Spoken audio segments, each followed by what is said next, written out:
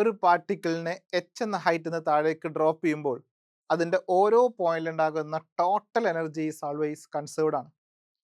നോക്കാം, ഇതിനെ ഡ്രോപ്പ് ചെയ്യുന്ന സമയത്ത് ഇനീഷ്യൽ വെലോസിറ്റി 0 ആണ്. സോ കൈനറ്റിക് എനർജി 0 ആയിരിക്കും. പക്ഷേ ആ പോയിന്റിൽ ആ പാർട്ടിക്കിൾ ഉണ്ടാകുന്ന പൊട്ടൻഷ്യൽ എനർജി മാക്സിമം ആണ് mgh. ഇനി ബി എന്ന് പറഞ്ഞ മറ്റൊരു പോയിന്റ് എടുക്കുമ്പോൾ ആ പോയിന്റിലുള്ള വെലോസിറ്റി ഡിഫറൻ്റ് ആണ്. അപ്പോൾ ആദ്യം വെലോസിറ്റി കാണാം. v is equal to √2g. h എന്ന് പറഞ്ഞ ഡിസ്പ്ലേസ്മെന്റ് ആണ്, ഈ ഒരു particle displacement h minus X. അതേപോലെ സി എന്ന് പറഞ്ഞ പോയിന്റിലെ velocity v is equal to √2gh.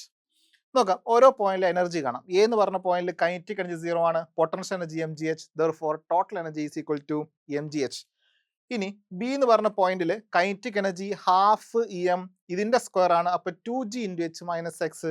ആ പോയിന്റിൽ ഉണ്ടാകുന്ന പൊട്ടൻഷ്യൽ എനർജി mgx. അപ്പൊ ഇത് രണ്ടും കൂടി ആഡ് ചെയ്യുമ്പോൾ mgxും മൈനസ് mgxും ക്യാൻസൽ ആയിപ്പോയി. therefore total energy is equal to mgh.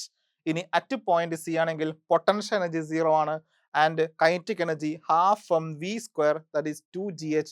2 cancel. therefore total energy is equal to mgh.